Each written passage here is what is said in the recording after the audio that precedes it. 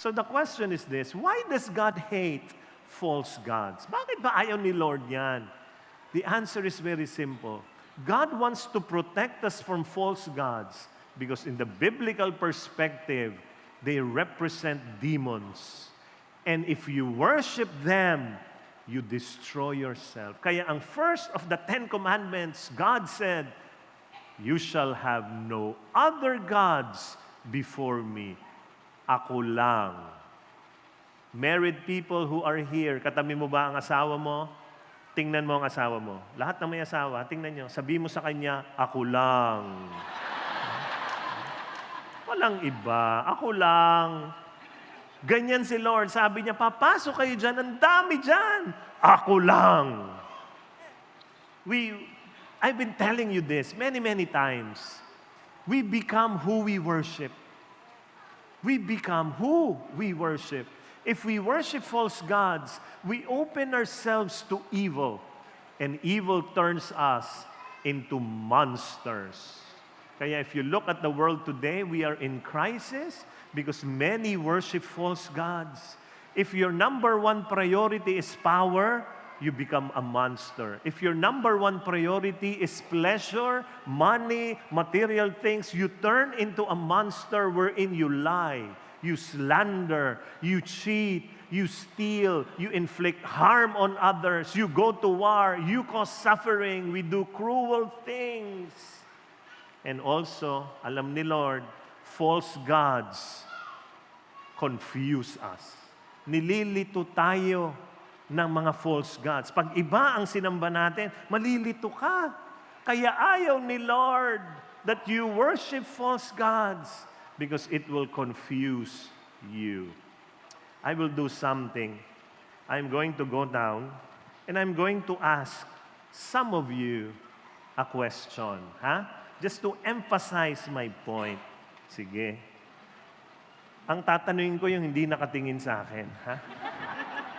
Ganyan tayo So hahanap ako ng tatanungin, pakisagot po ng tanong, Madaling-madali lang ang aking tanong, pakisagot ang tanong ko. Ayan, ang ganda ng kapit mo. Can you stand up and tell us your name? I'm Sheila. Sheila. Ayan, sige. Sagutin mo ang tanong ko, Sheila, Sa kalagayan ng gobyerno natin ngayon, kailangan nyo siyang kunan, para talagang, kasi live to, kitang-kita ng mga gobyerno to, Sagutin mo yung tanong ko. Sa kalagayan ng gobyerno natin ngayon, may pag-asa pa bang lumaki ang size ng pasas? Pakisagot. Ano sagot mo? Wala po. Walang pag-asa. Palakpakan natin si Sheila. Thank you. All right. Kala nyo, ligtas kayo dito sa likod, Kaya kong bumaba nga sa baba sa gate, Dito pa, Ayan, hanapin natin si Madam. Madam, ikaw po, patay, sabi niya. Ikaw naman, maganda tong tanong ko. What is your name? Can you stand up, please? Gladys po. Gladys Reyes. Lance. Gladys Reyes. Glance. Say yes. Gladys po. Gladys. Gladys. Okay. Gladys. Ito po ang tanong ko sa inyo. Isang sagot lang, Oo o hindi ang sagot. Okay? Ito ang tanong. Ano ang nararamdaman mo ngayon? Masaya po. Oo o hindi?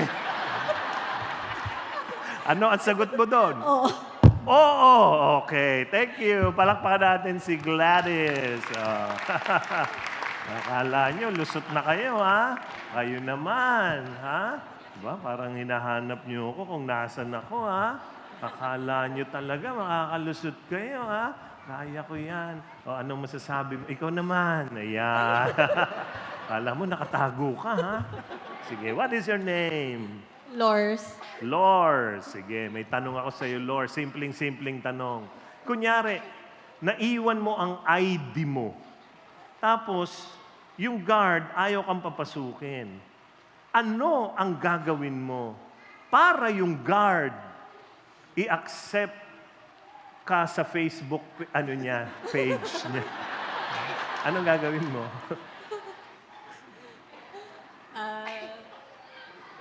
Sasabihan ko siya na i-add ako. Ano ka? I-add ako sa Facebook. I-add ka sa Facebook. Thank you. Palakpakan natin, ha? Thank you. Grabe. Kumusta? Maganda ba yung mga tanong ko? Hindi ba kayo nalito? Ha? Alam nyo, palakpakan natin ulit ang mga sumagot, ha? Thank you. False gods are like that. They will confuse you. Guguluhin ka, lilituhin ka. Pero ito na. And you will try to answer. You will try to justify. Di ba? Grabing tanong. Ano ang nararamdaman mo ngayon? Oo o hindi. Di ba? Tapos sasagot ka talaga eh. Ganyan yan eh, no? Yung false gods will tell you, gawin mo to. Tapos you will answer and say, oo nga, ganyan. To make it normal. But let me tell you this, please do not normalize evil. Evil is evil. Hindi pwedeng normal yan. Halimbawa, naglalagayan na yung mga tao. Maglalagay ka rin? Bakit? Normal na ngayon yan.